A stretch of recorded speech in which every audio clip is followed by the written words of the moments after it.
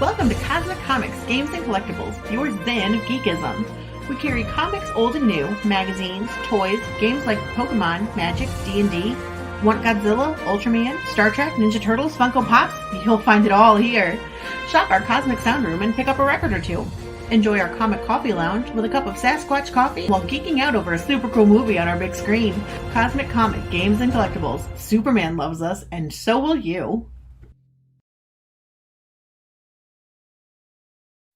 Hi everyone, Daphne Lage here. Join Nita Lanning and me on the Ragin' 2 The Vlogs show, where we talk about everything, nothing, and all the bits in between. Looking for hour-long conversations about indie comics, social media marketing, and crowdfunding, with the occasional rant and story time? Head on over to the Ragin' 2 channel on YouTube, Mondays through Fridays at 11 a.m. Eastern to join in the chat. Hit the button.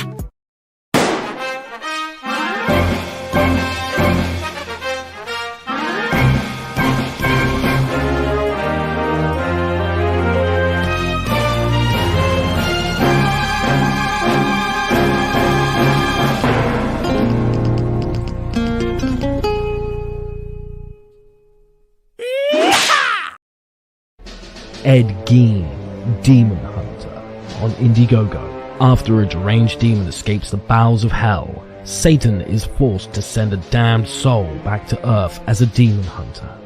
Armed with a sacrificial dagger, Ed returns to his old stomping ground to capture the demon before the universe is destroyed.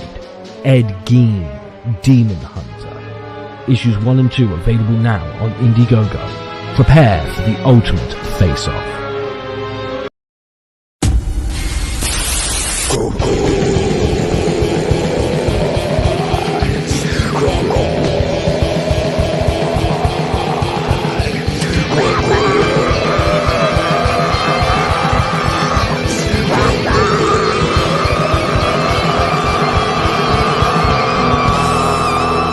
Come get some.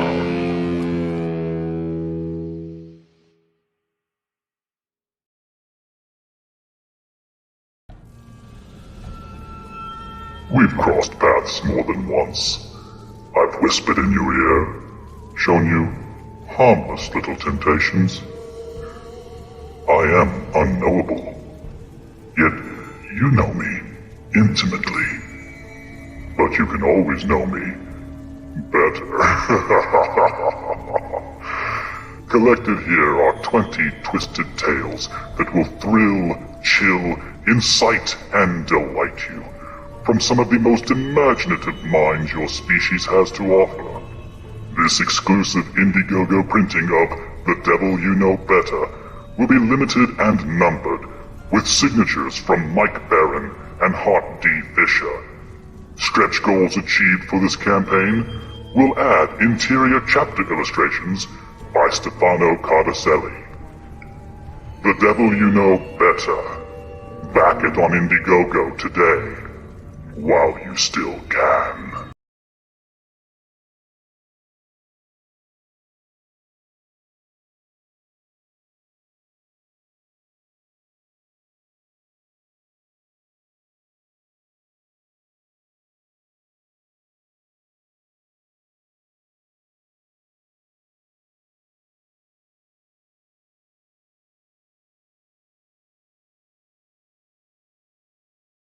And it is 7 o'clock Central Time, and I have the beer all ready to go into that belly, and I haven't seen my mates in 2 weeks. So let's get on with the LCS Guys show, where we talk with retailers, comic book retailers, about what's going on in the industry, in the mainstream, in the marketing, and right behind the counter. And with us tonight from Little Rock, Arkansas, we have Mr. Mike Tierney. Mike, how you doing tonight, man?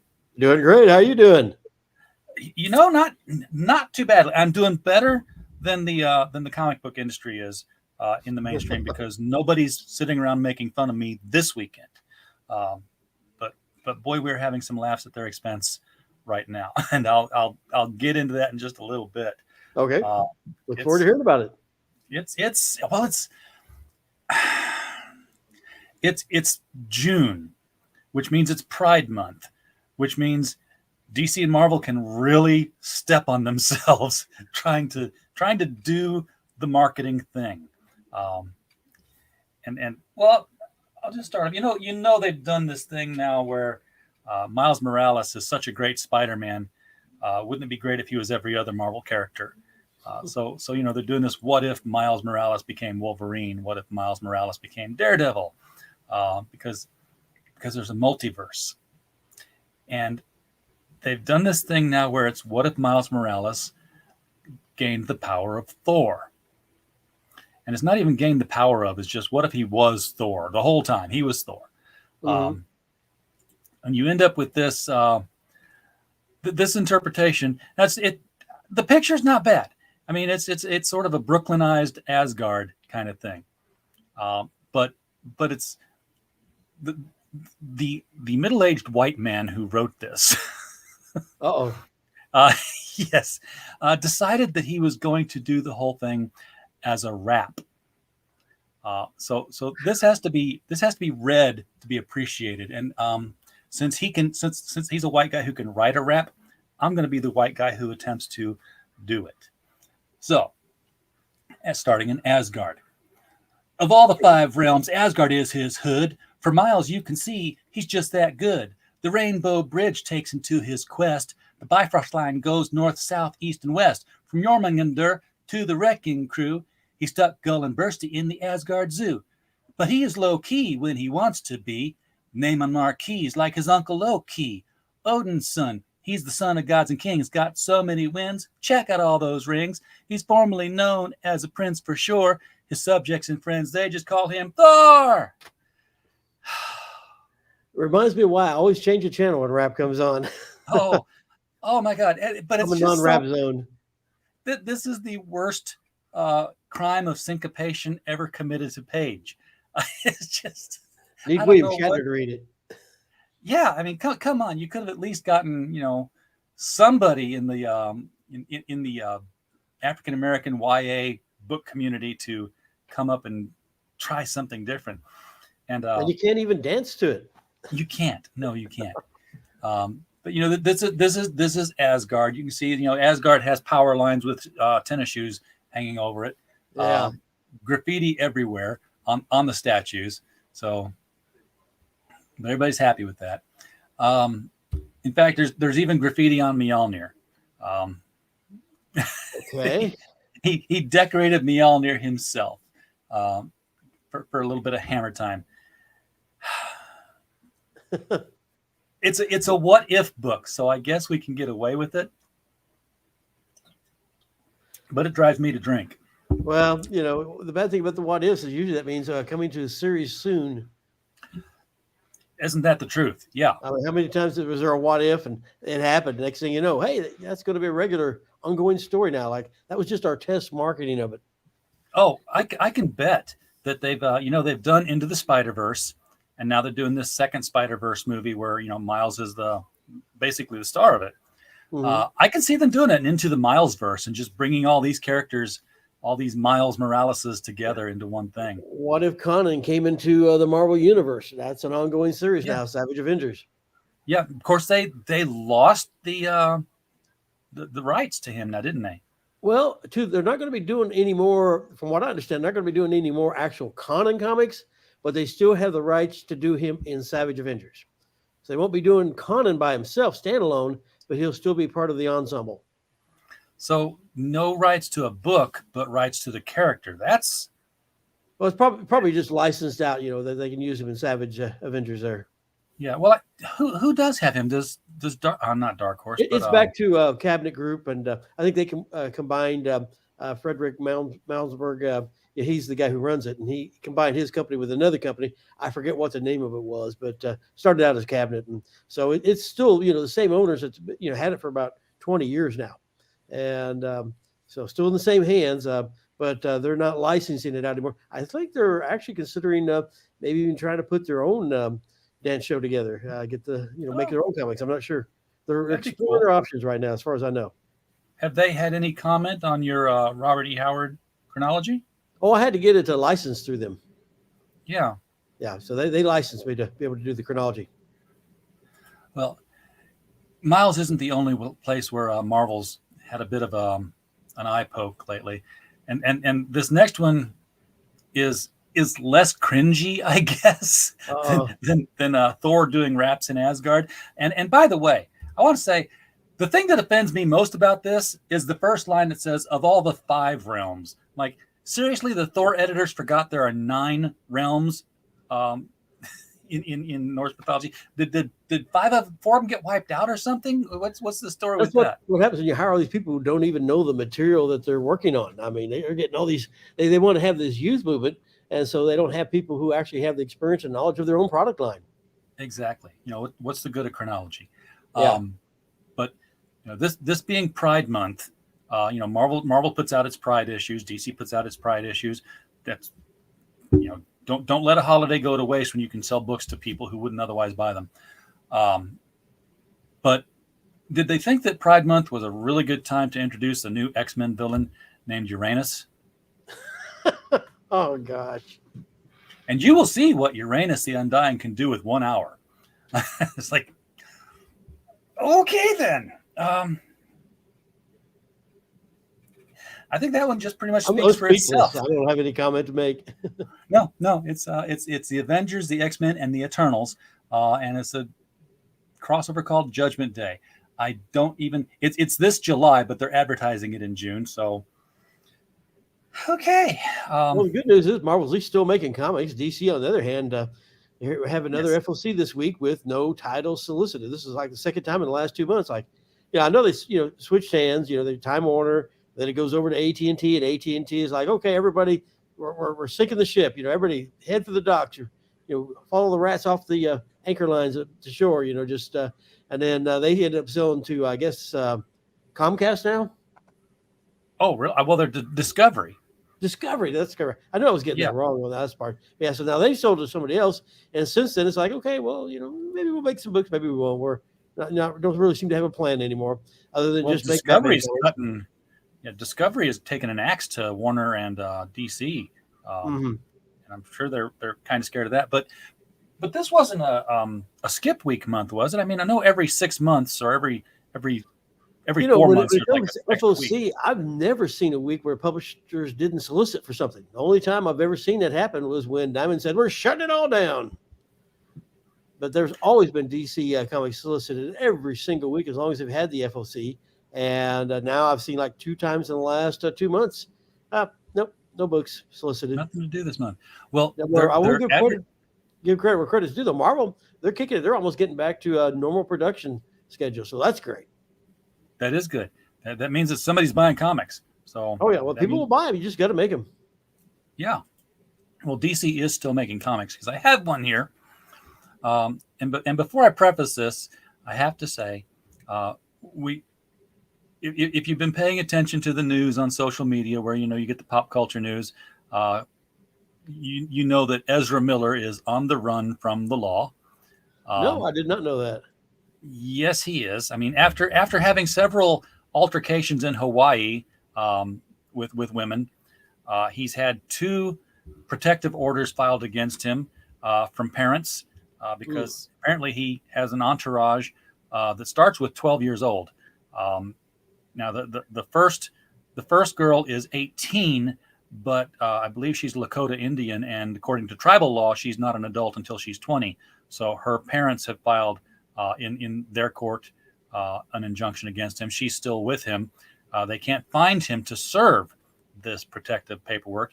He posted some cryptic things on Instagram and then shut it down. No one can find him. And in the meantime, another set of parents who have a current 12-year-old child have, accused him of inappropriate contact and are trying to serve him papers.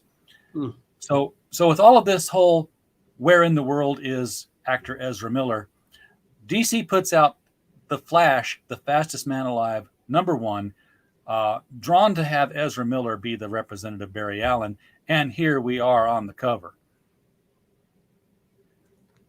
Again, I'm speechless. I don't know where to go with this. Alpha's on the back of that seal going, "What? I did no." Yeah, That's I'm for everybody to do what you want to do as long as it's considered adult. But when you're talking about children or animals or something like that, you're going too far. You got to protect children from harm, and that's the basic rule of every conscientious person alive there. And you just don't like to hear that kind of talk.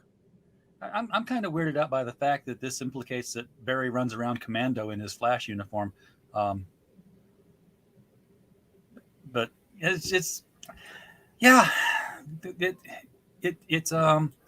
it's a week to laugh at DC and Marvel's tone deafness, of nothing else. I mean, people have been saying, "Hey, find Ezra." Well, they've been talking about, firing him from the Flash and replacing him. They've already pushed the movie back another year because they didn't want to be too close to Multiverse of Madness, because it's the Flashpoint story, so it's the same thing. I just moved my camera, and I wanted to point out one thing, that I'm not being tone deaf. This is not actual ivory in the background. That's actually a sculpture. It's a set of sculptures. So, they look cool, but I wouldn't have actual ivory like that. I couldn't tell that it was ivory. I'd have to have a bigger screen to see it. But it's a sculpture. It's limited numbered and all that. It's made to look like ivory, but ivory, you don't have that anymore. I remember one time, a long time ago, going to buy some boots, and the young lady was trying to sell me elephant hide boots. I'm like, no, I don't want those. And you can tell she was all about the sales. Like, I walked. Imitation elephants, maybe, but no, that's different. I didn't know they even made elephant hide shoes, let alone sold them. Yeah. Well, these were cowboy boots. Met a pretty girl. She wanted to teach me how the cowboys dance, and I had to have cowboy boots. And you do what you got to do. I've always heard they made snakeskin boots, but I didn't think the snakes had very thick skin. I'm like, really? Don't your feet just kind of pop? I mean, the snakes can't even keep it on. Have you heard the joke about the dumb blonde? I can tell blonde jokes because I'm blonde myself, but we're wanting a pair of alligator boots for the alligator. And of course, it's illegal. You can't have them. So they were telling her that to shoe stores. They said, "Look, lady, if you want those so bad, you go down to the swamp, get yourself an alligator, and get your own pair of boots." So the next day, the guy's driving by the bayou, and oh my God, he sees this girl waist deep out in the swamp, gator coming right up behind her, where she whirls at the last second with a shotgun, bam, kills it. Then she drags it and throws the body up on the shore next to like 5 other alligator bodies. He goes, "Dang, this one ain't got no boots either." Dumb blonde joke. Okay. Yeah. After those previous conversations, I thought, well, let's get a little humor in here. Let's get a little because there was nothing funny. No, nothing at all to laugh about there. And to think they call them comic books. No comedy in those. No. Robert Roberts in the chat. Hail, sir. Thank you for popping in. Glad to see you. And Clyde Crash Cup also out here. Good to have some folks listening to us kind of go on about what's going on in comics. I am not hearing impressive things about Dark Crisis. The DC. I mean, I have a few people, very few, sign up for it. The whole death of Superman and Wonder Woman and all that stuff is like, we'll believe it, we don't believe it. Well, even and that's the thing. Even the characters in the book don't believe it. Yeah. I mean, they're not killing off those characters. No, and in fact, I think they've already let slip that they were just shunted into another dimension. Oh, really? Yeah. So they'll get better. Yeah, exactly. Hey, Nightwing and Superman Jr.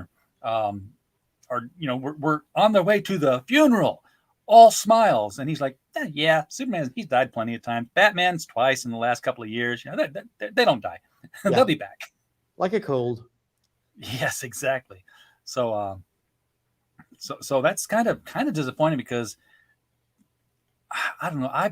I've been with DC Comics since I learned to read at 4 years old off of them. So I've been around for all the crises ever since Crisis on Earth 3. and I went back and got that Crisis on Earth 2, those first appearances of the Justice Society and Justice League, the first team up appearances.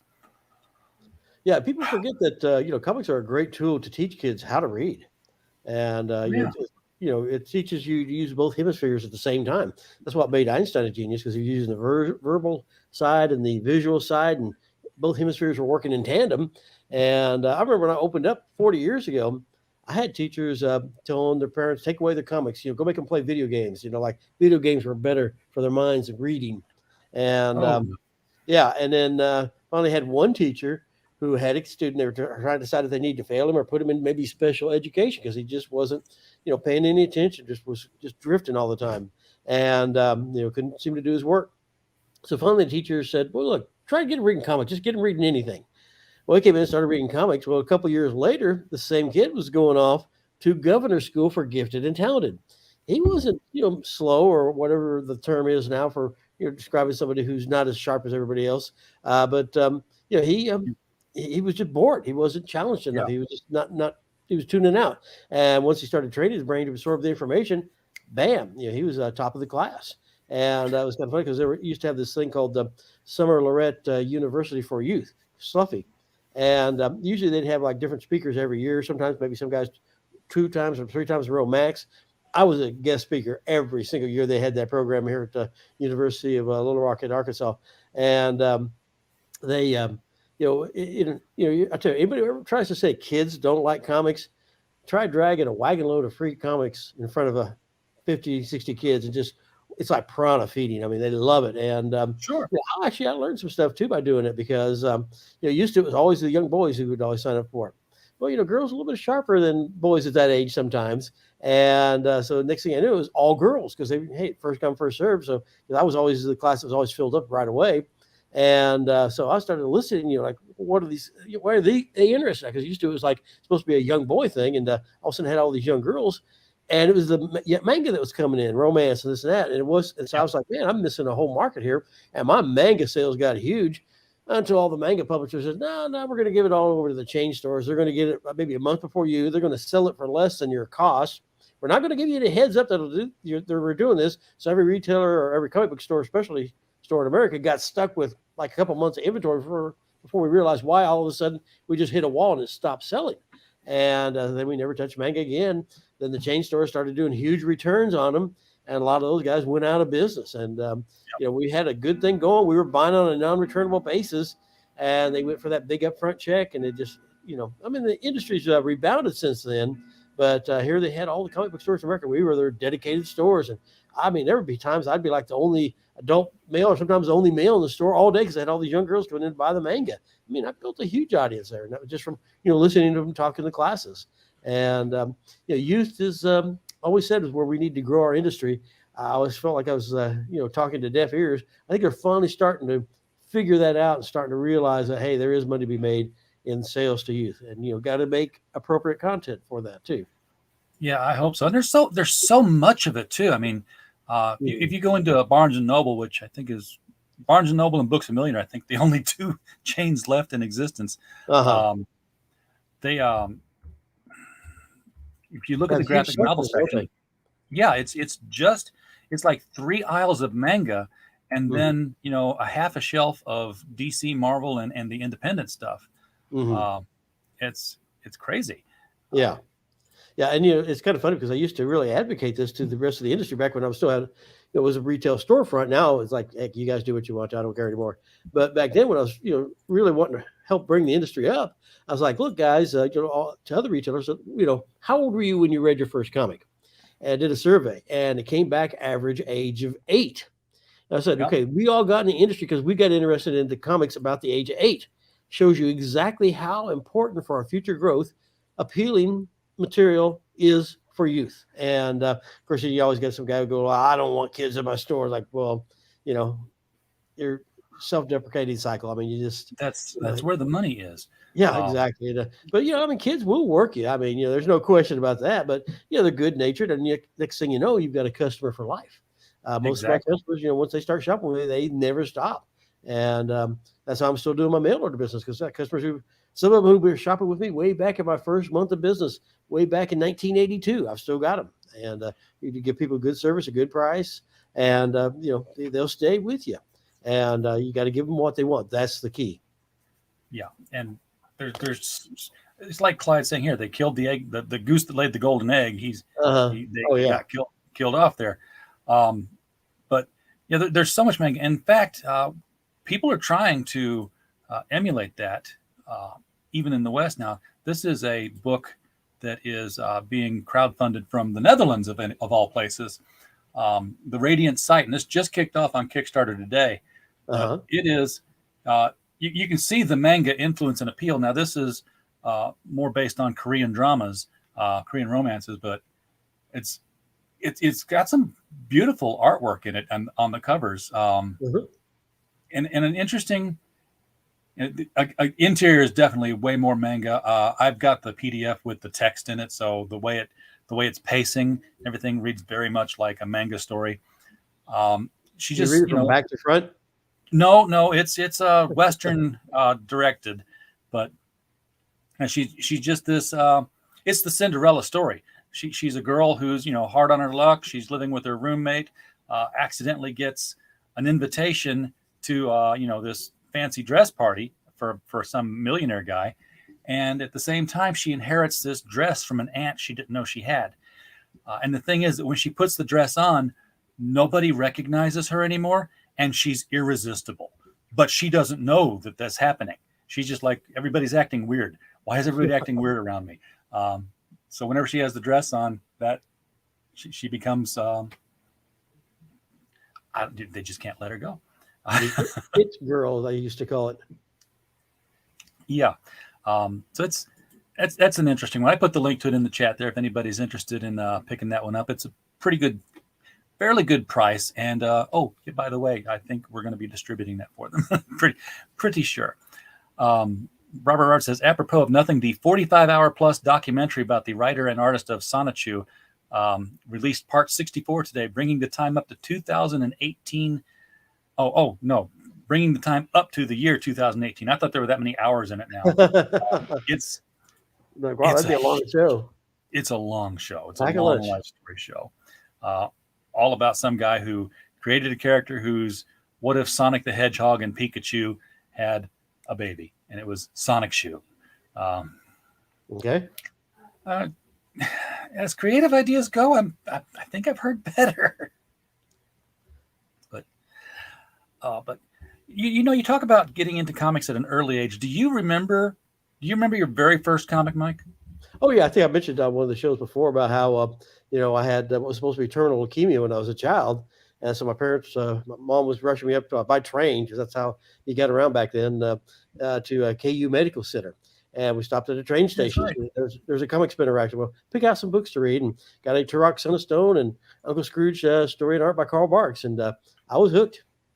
Believe me, those were like glasses of water when you're stuck in isolation for a long time. I bet. Yeah. I used to get them, like I said, they printed them in Sparta where I was growing up. So my dad would bring them home. They're everywhere there. Yeah. Friends of his. I'm looking to see if I can find the cover of the first comic book I ever had. It doesn't look like I have it on here. Thought I did. Yeah, they were so creative back then. One of my first ones, like the Turok, that was the one where you had dinosaurs that glowed in the dark. Of course, I called them dinosaurs. And it was running into a cave and getting phosphorus all over it, and then coming back out of the cave. Now you got a glow in the dark dinosaur. And the Uncle Scrooge was a McDuck of Arabia, and they're just so much fun. Well, the Uncle Scrooge stuff and the Mickey Mouse stuff were these. They weren't these short little make a joke and walk off kind of things. They were long and adventurous in the Mickey. They were anthropomorphic characters, but Mickey for a little while in the 60s, it actually made him into a secret agent. Yeah. It didn't last too long, but yeah. Yeah, well, he was fighting the Phantom Blot. Right. Trying to chase that guy down. It was sort of like Dr. Claw. But he'd go after Pirate Pete, and Pete would be like smuggling opium and there would be like, real peril that our hero Mickey would get himself into and have to get out of with some serious situations.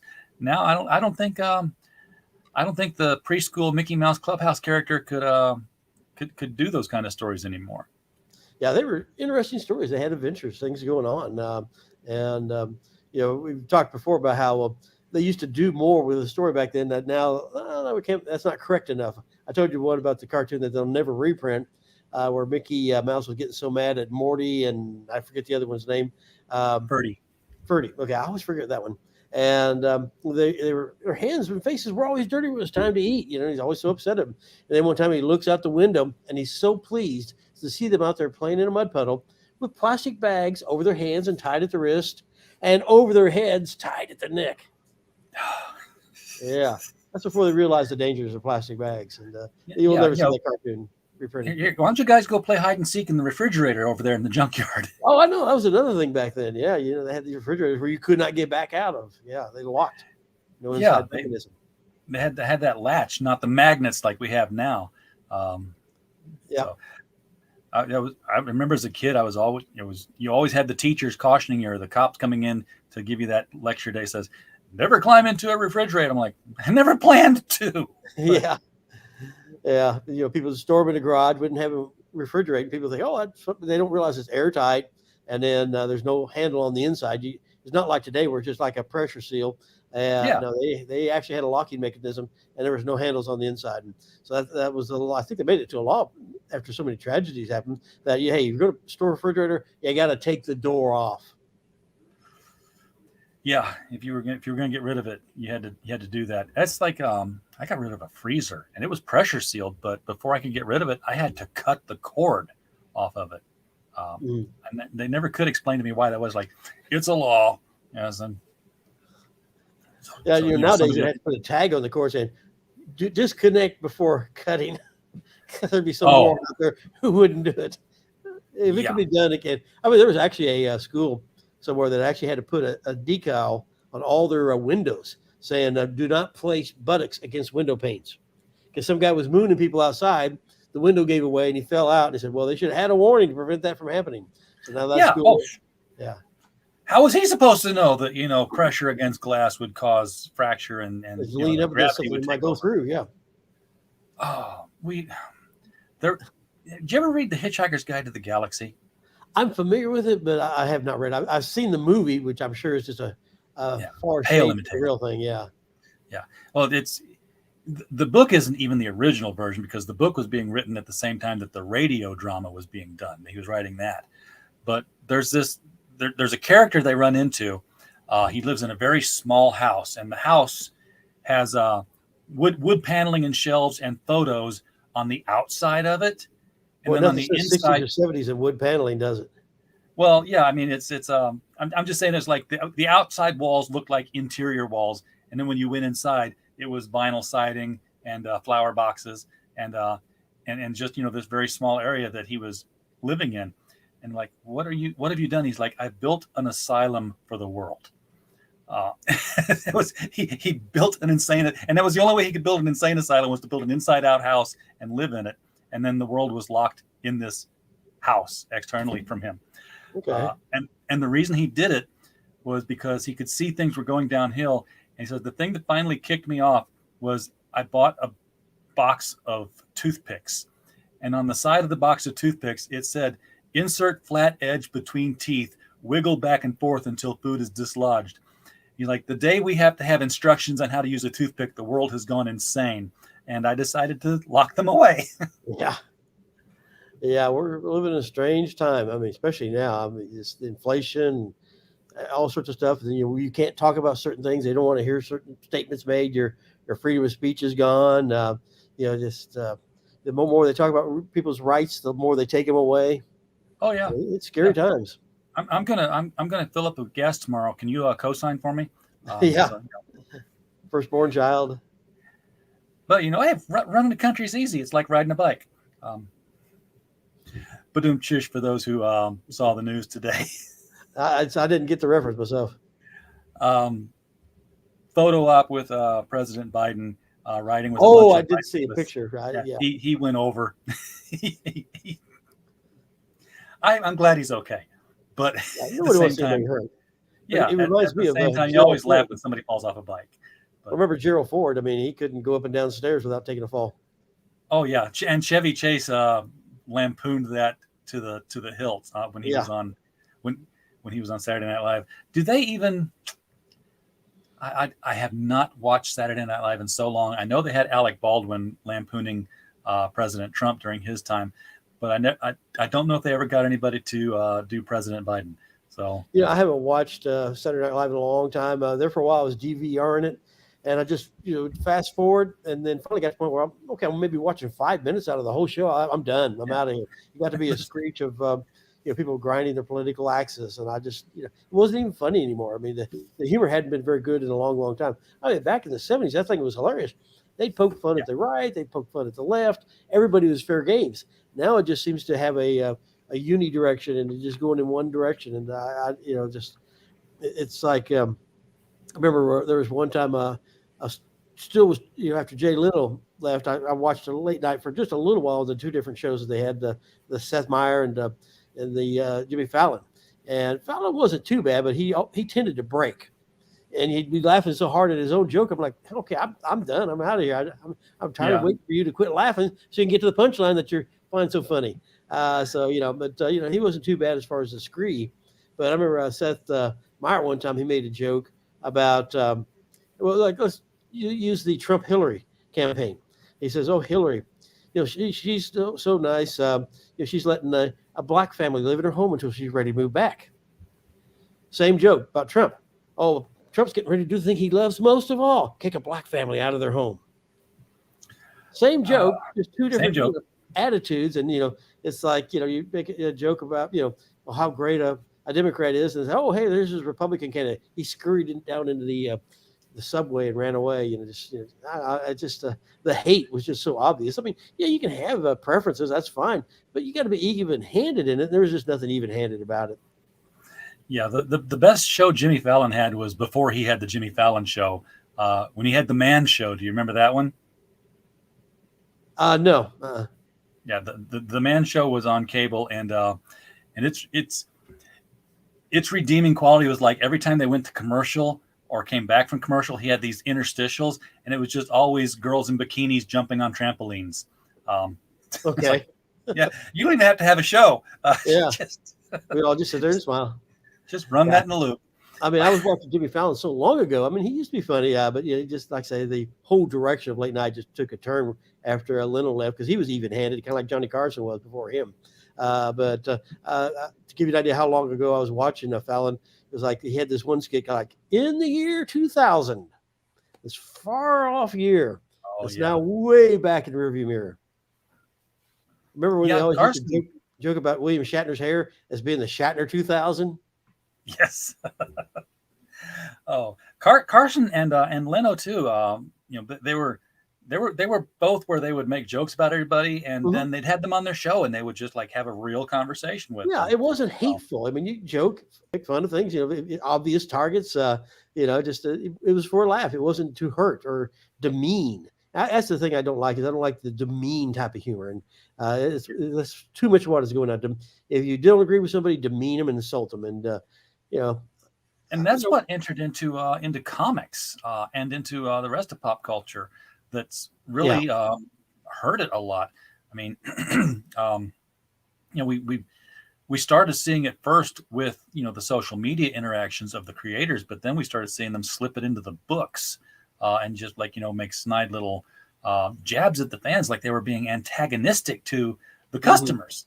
And they chased the customers away. I told you about how I've lost all my military and all my police customers. I mean, I used to have so many officers, police, in every branch of the military. I mean, sheriffs, police. I used to joke that I could probably speed in any town or any county in the state. Now I wouldn't get a ticket because I know them all. And I never do that, but I mean, that was just a joke of self-deprecating type of humor. You always poke fun at yourself. People don't do that anymore. It's always aiming at somebody else. But it's just all those customers left because they felt like they were being hated on by the stories in the comics, and they're like, it's like one guy in the I think it was Air Force. I think Air Force had quit, and he said he's tired of being told he's a baby killer. Yeah. Well, Kelly Sue DeConnick made that classic statement on video in an interview where she said, if you don't like my comics, don't buy my books. And people took her up on it. And her book started getting canceled. So, and then Star Wars as well. I said pop culture, but I noticed it this week in Star Wars, and some people were pointing it out. The official Star Wars account, at Star Wars on Twitter, run by Disney. They put up a cover.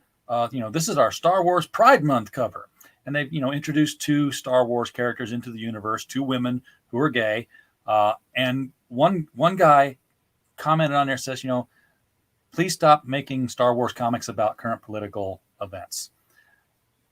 And this guy had like 8 followers. He was a nobody in the world of Twitter. He was just another fan making a comment. And they dogpiled him off the internet. He canceled his account because at Star Wars official TM and registered Pat Pending would not lay off of him. And everybody who jumped on him for his statement, Star Wars got behind them and cheered them as a second reply. It's everybody's entitled to a different opinion. If somebody doesn't like it, that's okay. That's they should be entitled to have that choice. It shouldn't be like attack them. Remember pod people. I forget what they used to call that. The pod people would come out and they'd all be like this unibrain and they'd point. Invasion of the Body Snatchers. Body Snatchers, yes. It must be going on in the world right now, because I tell you what, it's just like, if you're not of the mind, everybody will just point at you and scream at you until they just chase you from the room or chase you from the world. It's just like you're not allowed unless you think exactly and do exactly like we do. And not part of the hive. Not part of the hive. I feel like I'm living in that world sometimes. Like it's insane. You ought to be. If you want to get into a fight, you ought to get into a fight to protect people's right to have an opinion that disagrees with yours. That's what it all comes down to. The people who didn't agree with the guy, they're entitled to that opinion. That's fine. But this whole dogpile and attack, and you've got to go back to what America is based on. We're not a democracy. We're a democratic republic, which means that protects the rights of the few from the majority. We can't all say, hey, RJ, you got this bicycle we really like. We're taking it for ourselves now. We outnumber you and you got no say because it's just you against us. Eminent domain. Yeah, exactly. That type of nonsense. And, that's why we're a democratic republic, because we're supposed to protect people from having their rights taken away by the stampeding mob rule and this and that. And it really scares me to see people just so ready to attack somebody, like, oh, wait a minute, here's somebody who disagreed with one person. Let's all go get him. Like they're getting some sort of jollies out of, attacking somebody and, beating up on somebody while they're down. That's like somebody in the street and you're all going over there and kicking him like because everybody else is kicking him. Somebody's got to stand up and say, look, this guy has a right to do that. Well, I hear a lot of people. I may not agree with what he's saying, but he has a right to say something that people disagree with. That's his privilege, and that's part of being America. Sorry, what were you going to say? I've heard people quote Star Trek before because, first of all, establishes my geek credentials in this argument. Says, remember, it was Spock who said, the needs of the many outweigh the needs of the few or the one. And you're like, and there you go. That's why we have to put you down because Spock said so. And I'm like, did you watch the next movie? Because Spock says, why did you come back for me? And Kirk says, because the needs of the one outweigh the needs of the many. Yeah. People just draw the conclusion that fits the argument they want to make. It's like, are you familiar with Michael Douglas? I guess he did some sort of Wall Street movie. I never saw it, but where he played Gordon Gekko, just a real slime ball, stockbroker. And I remember reading an interview with him where he said how he had all these people coming up to him and say, you inspired me. I built my whole career to be like you. And he's like, guys, I was the bad guy in that movie. I wasn't the hero. And people were like, oh, you inspired me. I want to be just like you. Like, no, you're not supposed to be like me. I was the bad guy. They just didn't get the message. Everybody just draws the wrong conclusion. Well, this is what I want to do. So that's my excuse. Alan Moore said the same thing about when he did Watchmen. He wrote Rorschach to be an unlikable character. You were not Uh-huh. supposed. You were supposed to hate him. He was supposed to be, the other, the outsider, the weirdo. And CBG would run their best of polls 3 years running. He was the favorite character. Well, I think that kind of goes back to where comics for so long, were really held down by the Comics Code Authority, because that came along at a time when, basically we were having lead poisoning from our fuel, our gas. I mean, they did a study where they couldn't even find a place at the bottom of the ocean where you couldn't find lead poisoning. I figured out it was because, the gasoline we were using back then had all this lead in it to keep engines from knocking. And credit for the government back then is they realized, hey, we're poisoning our entire world. So that's when you started switching over to unleaded gas, and that caused juvenile delinquency, this and that.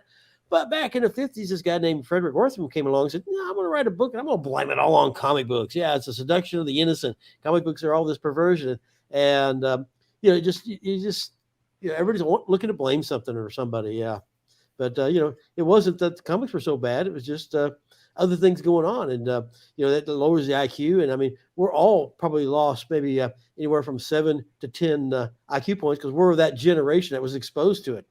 And they said there's a collective whole, the whole population has lost some IQs out of that, and so and that's why you got a lot of that juvenile delinquency. But don't let's blame it on the comic books. And so comes the Comics Code Authority, and they can't do certain things and this and that. And so the comic books became such pablum, and so you had Batman catches the Joker, locks him in jail. Joker escapes, kills a bunch of people. Batman catches the Joker, locks him in jail, escapes, kills a bunch of people. This cycle, repeat. And then all of a sudden you had guys like the Punisher come along like, okay, this guy like the Joker, killed a bunch of people. Punisher took care of it, no problem. All right, now we've got his problem was, okay, I'm going to run out of villains because I don't keep repeating them because, when they do something bad, I take care of them. And it was popular. This was an all ages comic where this guy was a mass killer of killers, and it was a top seller. I mean, it sold in quantities of 10 to 20 what it sold, or sells now. I mean, because it was huge, because it sold to kids. People loved it. And that was kind of the same thing with what happened with Rorschach, is he didn't mess around. He wasn't like, oh, I can't cross a line. And so the bad guys keep crossing, but I won't cross it. I'll just let them, hey, you put down a rabid dog, don't you? Absolutely. Yeah, I had the same thing with the Destroyer books when I'm writing Remo Williams. I'm like, he doesn't have a huge rogues gallery because he's an assassin. If he has recurring villains, he's not good at his job. Right. He did something wrong. Yeah. But yeah, people mistake. They find heroes in the wrong places sometimes, I guess. But I think it was just a reaction to our heroes never took care of a problem. And all of a sudden he got these guys like Wolverine. That's why he was so popular. I'm the best there is at what I do. And what I do isn't pretty. Yeah. And he went to levels that comics did not go to previously, and people weren't ready for it. They wanted to change. They wanted to see something a little bit more true to life. And, do you remember the poster that they put out for, I don't know whether it was Wolverine #1, not the Frank Miller one, but the ongoing series. Or it might have been. Yeah, he's standing on that stack of bodies with his claws out. Like, wow. That's yeah. That was #1 issue of the ongoing series. They did the 4-issue miniseries by Frank Miller, and then John Buscema cover of the ongoing series. And just stack up the body count. I couldn't remember whether it was that or Marvel Comics Presents, but it was definitely they definitely made no bones about the fact that Wolverine was a killer and would put people down. And it was a change. People weren't getting characters like that before. And then so like everything in the comic book industry, the pendulum swings from one extreme to the other. So it went to all just vanilla type of heroes. All of a sudden the pendulum swang the other way. Okay, now they're all just killers and stack up the bodies and everybody's grim, gritty, and just there was no balance. It's like I always told people, it's like what made The Lion King such a good movie. It wasn't all singing elephants and dancing hippos, but at the same time, it wasn't all, the death of Simba. Oh, no, he's still twitching. Now they took a crowbar to him. Oh, he's still twitching again. Now back a car over him. Now stack a bomb on him. That's what we've got with the comics. It's just violence, and let's just break it up with a little bit more violence. How over the top can we go? Well, it's just the same drum beat. It gets repetitive, and the lows make the highs higher, and the highs make the lows lower. And you've got to have the combination of the two to really get a full experience. So where is that pendulum now? Because from my view of mainstream comics, it's like somebody just grabbed the pendulum and said stop, and it's just like hanging in the middle here, and there's like No. Yeah, because they realized that they hadn't been making comics for the more mature readers, and with the direct sale market, they could because they didn't have to go through the Comics Code Authority. So they just started making everything kind of aimed at us. And before long, the Comics Code Authority was defunct. Like nobody's going through them anymore, and it ceased to be as an entity. Problem was nobody changed the marketing of the product that was put on spinner racks that still said, "Hey kids, comics." Yeah. And so all of a sudden, you started getting this really mature stuff that grandparents were buying comics for the kids. Like an heiress of the Walmart estate is in their main office up there in Bentonville, buys one of her grandkids some comics. I know which one, but I don't want to say the name of them. And next thing you know, comics aren't sold in the South anymore because wait a minute, she bought her grandchild a comic where you had a child abuser. And it just hit the fan. And I've never, people be saying, they don't stock comics anymore because comics are obscene now. And that was a battle I kind of got into. And you were showing that video a few episodes back about spandex girls versus censorships. And where they were just trying to decide, okay, if somebody complains about it, you've broken the law retroactively on the display law here in Arkansas when they tried to rewrite it. And just, hey, if somebody complains, it's against the law. And fortunately, it went down. We managed to find to get it beaten back. But it just went to extremes, and all they had to do was now they have something in place. Marvel Comics and DC Comics do. Dark Horse still does it, and ironically, now Dark Horse is going to start making kids comics for Star Wars. Well, they need to put something on their comics to let people know that okay, these Dark Horse comics are fine for these kids. These other Dark Horse comics are not, because they're going to get into that same problem, and somebody's going to get in trouble. And I can't believe there was such a. I can't believe that, looking back, that there was such a fight to get comic books to label, whether or not they were written for the older readers or not. Yeah, get it to the right reader. That's all you were trying to do. And who knows, maybe there were people who wanted more mature comics, and they just you couldn't go by art style because so many people would do like a cartoony style, but it'd be a really mature book. And so there's no such thing as trade dress. That didn't work. And so you need to tell people what they wanted. There are some people who wanted that, and they couldn't find it. As a retailer, we don't want somebody to come in and read every book in the store because then, well, I've already read them now. I'm not buying these. And it's impossible to sell the product. And a lot of places will actually bag and board them to prevent that from happening. Well, you can't see on the inside where you're not buying nothing. And just proper retailing. And me as a retailer, that was my thing that I had to be careful because they were wanting to prove that they needed that, so they were looking for me to make a mistake of having the wrong thing where a kid could get a hold of it. So I had people just kind of scouting through my stores to try to find something that they could get their hands on. Like, oh, a kid could have seen that in the store. So I had to be real careful. Anything that might be mature, have it bagged and taped up where the kids couldn't get into it. Well, it was a product where anybody could pick up any book and read it for so long. Right. And even though anybody could read it, they thought it was a kid's market. And so you had 40-year-old men reading comics, but comics were for kids. Right. And so what happened was they got pulled out of all the grocery stores, all the 7-Elevens, gas stations. Everybody pulled their comics because they couldn't properly sell them because they had the spinner racks that said, hey, kids, but then the comics weren't for kids.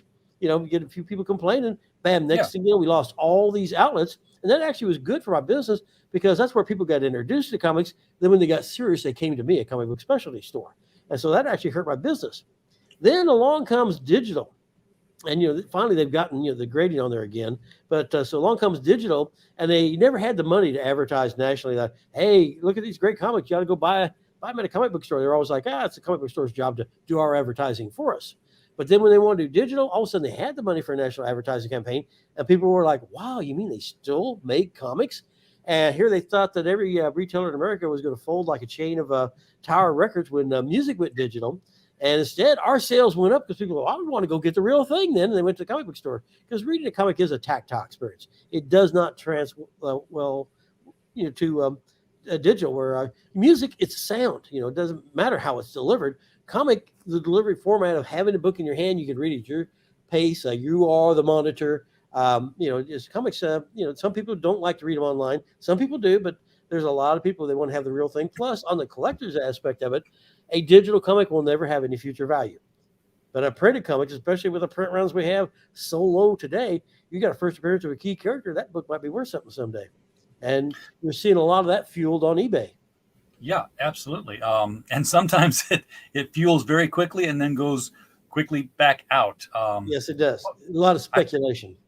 there was some comic recently, and I can't recall what it was now because it was that big of a flash in the pan. Somebody thought that this book was the first appearance of somebody, and it was like going on eBay for big money, and then came out and says, no, that's not that person at all, and that plummeted. People were just like stuck with these books that they'd spent, dozens of dollars on. I'll say, books will go up and books will go down in value. It's like I had a Batman retailer incentive of the White Knight Beyond, and it was getting up to. I sold one for $480. Then the buyer, he realized he was paying top of the line, so he never paid. So I sold it again for like $400. That guy, prices continue to drop on. Okay, well, I'm not going to pay either. I sold that thing a couple of times, and the bidders just went deadbeat on me. I finally did end up selling it for $400, but I had to sell it like 3 times to do that. And people just don't think anything about that. I'll just go deadbeat on it. I guess the repercussions from eBay aren't that bad for people who don't actually pay for their auctions. I think they do have repercussions, but I couldn't tell you what they are. I just know you just start another account. Yeah, that's it. That's what they do. And that's why I wish they could have it where you could block anybody bidding on you from having less than 50 feedback, because everybody have trouble. And in both those cases, they were all less than 50 feedback buyers because they just do all these bad deeds and they just get a new idea and start it all over again. Yep. Mike Walters in the chat just stopped in to like and share the live stream. Came in when we were talking about Dr. Wortham and the CCA. And I know that's that's one of Mike's big discussion points he likes to talk about when he runs the mic stand at the top of not tonight's Saturday, but Mike runs the mic stand on YouTube, his own channel, at 8 p.m. Central, 9 p.m. Eastern. Monday through Thursday is Niche News, where he basically hits all the comic book and manga and anime and wrestling news headlines. And then Friday night, he does this really cool thing like he did last night. I tell this story about Mike all the time where, Mike got into comics by watching the cartoon. So he's not, somebody who came into comics at a young age. And he's like, well, I need to learn about comics. Where do I start reading? If somebody comes into your store when you had a store, they'd say, where do I start reading, comics? Like, well, try, Batman Year One or try this. Mike went back to 1938 and he's working his way forward every Friday night with online Golden Age comics and just picking random stories from them and reading them and moving forward. So he's past Action Comics #1, I believe, in about 2 months from now, or maybe a little bit longer, maybe sooner. He'll hit Detective 27 and have the classic Batman story on there. So he's got an interesting show. So encourage people to subscribe to the mic stand if you get a chance. I have people come into my stores all the time ask me, okay, I want to start reading comics. Where do I start? And I always say, well, what do you like? What books do you like to read? What shows do you like to watch? What movies do you like? And then find them something kind of related to their, pick an area that they're already interested in and show them how comics connect to that. Because comics connect to everything. Yeah, I would have been hard to do that with because it was all there. People, everything Marvel, everything DC, everything Harvey and Archie was printed at World Color Press. So I just had access to all of it. And I read all of it. I think the only ones I didn't like, and it's just something about the artwork just kind of turned me away, was Sad Sack. I never was a fan of that. I never understood that one either. But it had a strong following. I had some people just buy every Sad Sack I'd ever get. Of course, it was out of the 50-cent bin, but nobody ever really paid collectors' prices on them. But you'd have a few people who liked them, but it was never a big audience. I just remember that. And as much as I, enjoyed Disney stuff as a kid, I got it. I don't know if there was like different inks or what, but I would get physically ill reading some of the Mickey Mouse books. I mean, I would get like this tension headache. I was like 7 or 8 years old. I was like, this hurts. I don't want to read this anymore. Actually, the smell of fresh ink will do that to some people because you're pretty close to the printing plant. So you may have been reading some comics just hot off the press. And if you're walking to a printing plant, you'll notice there's a really strong smell. Now, when you work into it for a while, you don't notice it anymore. But if you're not used to it, you walk in there, it has almost like a sour milk type of smell, and it can just overwhelm some people. Like you ask some paper boys the first time they ever do like a motor route, they got all these freshly printed newspaper in the cars, and they'll be having to pull over and throw up because of the smell of fresh ink. Can do that to some people. It might have been that because I would read the Disney books, and I would end up feeling like I would if I was reading my other comic books in the back seat of the car.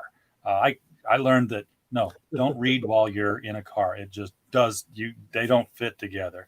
All you do is look out the window. That's Speaking of comics books having an effect on you, I was reading books out of the library, and I was reading those old Burroughs books from like 1912 and the 19 teens, and they had this little kind of special aroma to them. You know how that old book smell is. Oh yeah, the musty smell. Yeah, and I read an article somewhere, and it's just like it's been scrubbed from the internet. You can't find it anywhere. But there was this article I saw in the newspaper one time was talking about how there's a certain type of chemical that was exuded by the certain type of a mold that would live on old pulp paper, and you literally would take a little bit of a trip. I mean, so when you were journeying to Mars, and you were actually taking more of a trip than you realized when you were following John Carter to Mars and things like that. I mean, it's just old comic books will do the same thing too.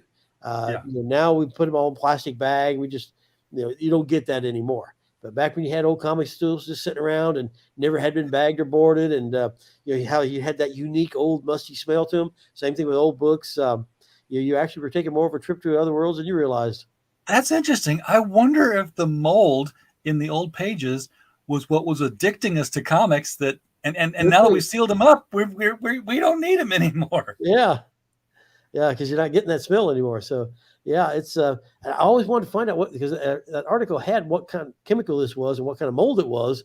I've never been able to find that again. It's like that gets certain things get scrubbed out of the internet. We don't want you to know this. We don't want people talking about this. Make it go away. And we need to find that mold and start injecting it into our books again. All right. Well, Michael, we've reached the top of the hour here. Is there? I know you've got something to show. Actually, I do. I had me. I'm always having something published or printed, and part 2 of my Wild Stars 6 in Crossover magazine is releasing now. If you see it on Amazon, they'll ask like $250 for a print, but you can buy the Kindle for a cheap price, and it's 4 parts. So this is going to run in every issue of Crossover this year. Last year they ran my Wild Stars 5, which that's coming out. Probably maybe the next time we have a show, I might be showing that, or definitely by the show after that. And so Wild Stars 6 out of the 12 volume set. So we've hit the halfway mark with this, and it's giving you the origin of the Ancient Warrior, a very mysterious character who is kind of key to the whole Wild Stars universe.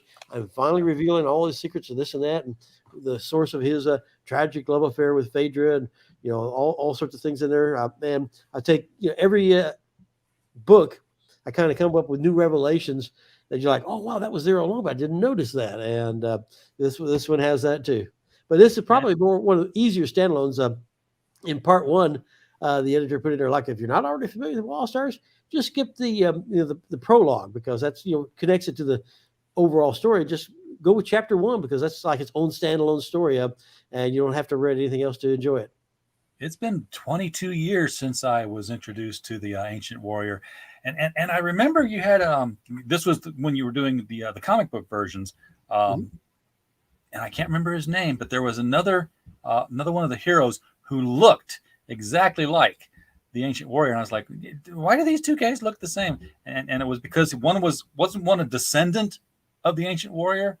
No, that was actually the people who looked like that was a scuba diver. And, okay. He was, they cloned him because they thought that's what it was. Yeah, they thought the another version of an alternate reality version of him that sent him back in time. Well, he never came back, and so they thought, well, he didn't make it. So they had plans for what he was going to do. So they cloned this reality's version of him because they didn't want to interfere with that guy's life. And it's complicated. You got to read a book to get all the different details. The Ancient Warrior is in many places. He's kind of like Doctor Who in your universe there. He's all over the place and in many places at once. There's time travel element, that's for sure. Yes. All right, Michael, thank you again for coming on tonight's show. Oh, it's always fun. Yeah. We're going to have to reschedule this, I guess, to get the other guys in and talk about what's going on in their shops. Because I know they're all open now. This was great when COVID had you all shut down for me. But now that you all can sell comics again, I can't get you all together. One thing I will say, as far as comic centric goes, is that my eBay sales have really slowed down these last few weeks. As gas prices go up, sales go down, and that was one thing that when it happened when I had my storefronts. When gas prices got out of control, it just killed my sales because people got to be able to get around, and comics is a luxury item, and so that was the thing people would have to cut back on to be able to afford gas and afford food. And I'm kind of seeing that happening on eBay right now. And if I'd had my storefronts, this would have really been hurt me because Arkansas is such a rural state. Most people drove a long way to get to my stores, where stores who are surrounded by millions of people within a 5-mile area, they're not going to be affected like somebody like me who dealt with rural customers. Yeah, and come July 10th, shipping costs go back up again. Well, I hadn't heard that. Yeah, I got the notice from the company I used to ship stuff with. All media mail is going to go up by about 10% across the board. But they are introducing a new. Yeah, they're introducing a new method of shipping too, though, that I've got to learn more about.